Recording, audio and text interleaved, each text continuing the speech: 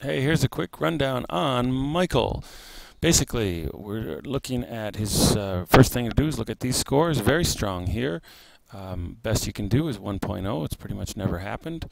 So 0.9 is very good. It means we've got a mature guy. We've got a smart guy with great aptitude. He can learn a lot about baseball. Probably a big thirsty for knowledge baseball guy. And solid here. We want to see 0.7 and above. This one refers to the self view. The first half of the exercise of the profile here is a game view, which means how well does he see and understand what it takes to win. And the second half is freedom to play big, or how much access does he have to his talent. So this is all about, can he see and understand how well does he see and understand what it takes to win? And this is all about, does he have access to will his tools play, is what we find out down here. So what we find out here, 1 is a summary score of 2 through 11, and he's 7.6 is solid. 7 and above is the top tier, and that's a good place to be when you play for top tier. Controls emotions during a game. This is what we're going to see in him during a game, so that's very strong. Excellent. But, as we know from down here, already quick glance ahead, it's not really what's going on inside of him. So people and feelings, this is sort of about his heart. Does he understand, how well can he see and understand the importance and of relationship with teammates and coaches? 8.2's got the capacity to be a really good teammate. In fact, this combination of this high and these two pretty similar come out to supportive. So if I had to pick a word for him here, it would be supportive. He's neutral in terms of things going well on the team, and that's a great place to be. Undervalued means he's holding back. He could be a better teammate in terms of holding people accountable, or calling people on underperforming, slacking off, because he can see clearly what needs to happen, but he's letting other people get by with things. So there's a little bit emotional disengagement. Real common with if he's a younger guy or newer on the team. Or preoccupied with his own stress. So understanding mechanics and tactics, this is what's going on with his hands. If this is about the heart, this is about the hands. What is he doing? The tactical things. 7.2, good solid clarity score there. And undervalued here means he is not as concerned with things going right. He undervalues doing kind of getting it right, but he's in a great spot here with number 8, that he's neutral. When something goes wrong, he's not going to freak out about it and overreact, or when something's going right, he's not going to overreact either. So he's neutral is a really nice place to be, both there and there. And it's really nice to be here too, and he's not. This is understanding the big picture. This would be about your head. If this is heart, hands, head. Understanding the big picture, 7.4, good solid clarity score, top tier. This is about how everything fits together, systems and strategy, that kind of thing. Whereas this is tactics, this is strategy.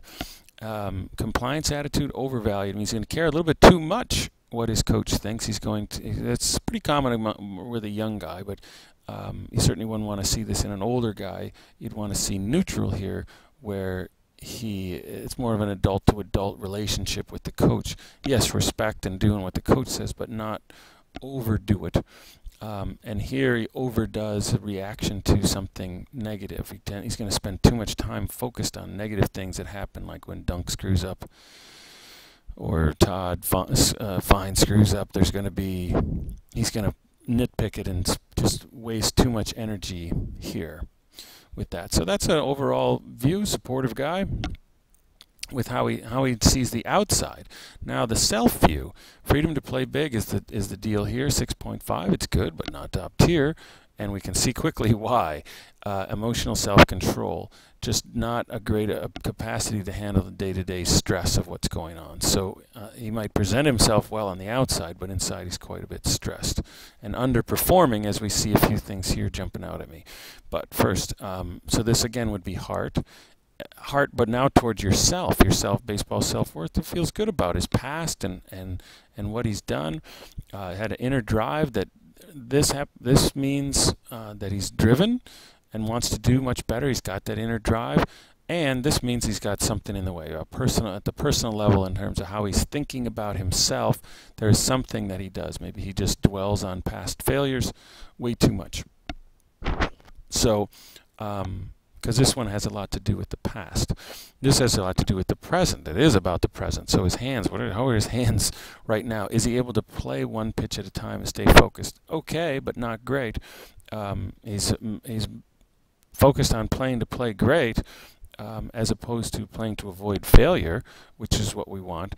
But we're also, again, this comes up now in the realm of performance problems. There's something taking up his psychic RAM, something that's there, that's some way of thinking, or it could be situational. This could be, this is a lot of how he fits. He might be unhappy with his role on his current team, what he's doing, and what he's been assigned to do. It might not be too thrilled with that. But there's something. I mean, I want to sit down between on the personal level about your thinking and on the performance level right now. Something is going on with this kid. So confidence, but it's not tragic, but it's holding him back. Confidence in future success. Again, we'd of course like to be 7 or better. This I don't care. I don't like to see here. 21 undervalued means he's not he's not being pulled forward by his persistence. He's not persistent and mentally tough, as I'd like. And here he sees that, but this is good news, because he can see that it's like, okay, there is a way forward. There is, I can get through this. So there's some optimism there. But in terms of dealing with the setbacks, it's like, oh, I can get through it. So that's what we're seeing on that. We've got decision-making ability is good, intuition is good, concentration is good, quite good, but high external means as he's looking out.